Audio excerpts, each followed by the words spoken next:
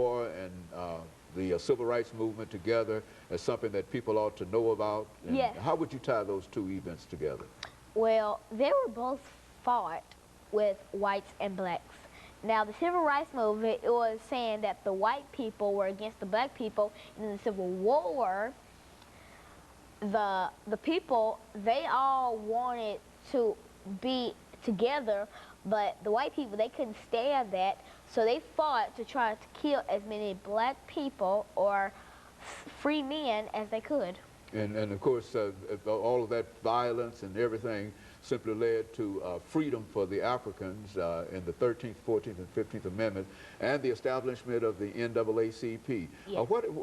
How do you think Dr. King felt about the National Association for the Advancement of Colored People? I think Dr. King would be very proud of the National Association for the Advancement of Colored People, because they were stating everything that Martin Luther King dreamed of, everything that he hoped of, everything that he had a dream about.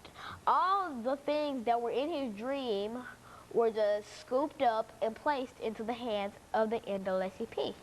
And so in a real sense, the NAACP is carrying on the tradition of Dr. Martin Luther King and the tradition of not only Africans, but the tradition of blacks and whites working together. I understand that was one of the strange things about this NAACP organization. Why don't you say something about the interracial relationships at this organization? Well, the NAACP started out with 32 people, and you may not know this, but some of those people were actually white men. There was one man named Henry who was born in 1836.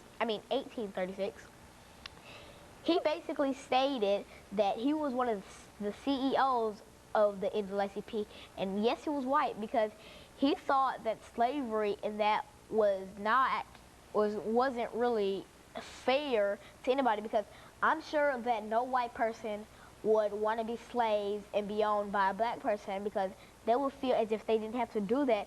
And if it turned on the white people, then they would see how the black people put up with all that, and they would see how the black people felt.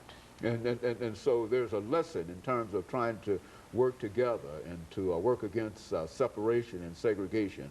And you would always be in favor of working against separation and segregation. Is that what you're saying? Yes, I would. You believe the equality of everybody, is it men, women, races, and et cetera. Is that is that the position that you're taking now, talking to me here?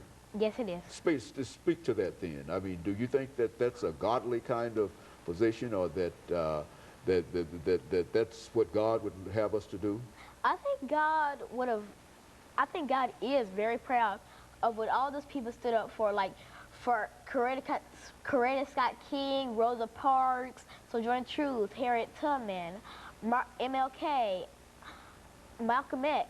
He would be proud of them because they stood up for what they believed in, and they stood up for their 13th, 14th, and 15th Amendment. And so there's a long train of individuals that go way back into the history of the United States of America that opposed slavery, you believe, and I think you've indicated that on a number of occasions, talking about some of the abolitionists and Sojourner Truth and other individuals. And so these individuals all opposed slavery, and they all favored the NAACP, and you believe that the NAACP, even though it was established in 1909, is still an organization that young people like yourself ought to support. Why should they support such an organization? Because the NAACP wanted to give black people what they deserve, and they wanted to give them the rights that every black person dreamed of. Not just Martin Luther King had a dream, but all black people had a dream of being treated equally one day and being the same as a white person would have been treated. And in closing, making some closing statements in reference to that, you believe that more people should be more concerned about the topics that we're talking about here today, and that people your age ought to be especially concerned about it. Why should they be concerned about it? Because it's a part of their heritage. Now, they can learn about the Civil War, and it may not be a part of their heritage, but it's still a part of history, and all black people should learn about the people who tormented them and the people who stood up for them. They should all learn about it, because I feel they believe to know the truth.